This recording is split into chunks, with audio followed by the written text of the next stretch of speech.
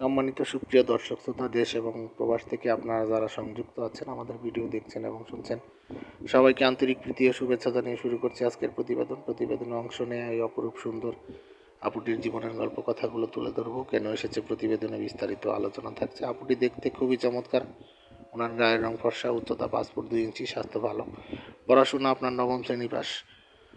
উনি মুসলিম, উনি কোরআন পড়তে পারে, নামাজ পড়তে পারে। আর ওনার বর্তমান বয়স হচ্ছে 30। ওনার 5 বছরের একটি ছেলে বাবু আছে।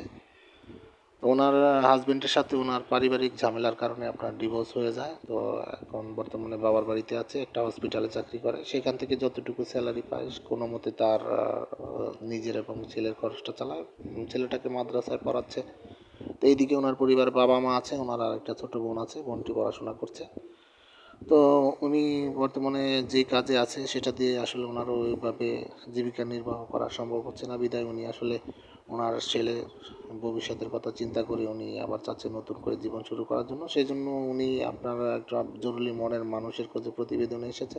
কোনো সহযোগিতা চায় না, পাত্রের চেহারা বা বয়স যেমনই হোক উনি বিয়ে বসতে রাজি আছে। আপনারা যারা আগ্রহী আছেন, আরও ডিটেলস ওনার কাছ থেকে জানতে চান, স্ক্রিনে দেওয়া নাম্বারে ওনার সাথে কথা বলে নাম ঠিকানা ডিটেলস সব কিছু ওনার মুখ থেকে জেনে নেবেন। আমরা ইউটিউবের নিয়ম কারণ মানতে গিয়ে কারণ নাম এবং ঠিকানা সরাসরি বলতে পারি না, সেজন্য আন্তরিকভাবে দুঃখিত। আপনারা সব কিছু ওনার মুখ থেকেই জেনে নেবেন। আর আপনারা যারা নিয়মিত আমাদের ভিডিও দেখছেন, আমাদের চ্যানেলকে সাপোর্ট করবেন। ভিডিও ভালো লাগলে একটি লাইক কমেন্ট শেয়ার করবেন এবং চ্যানেলটিকে সাবস্ক্রাইব করতে ভুলবেন না।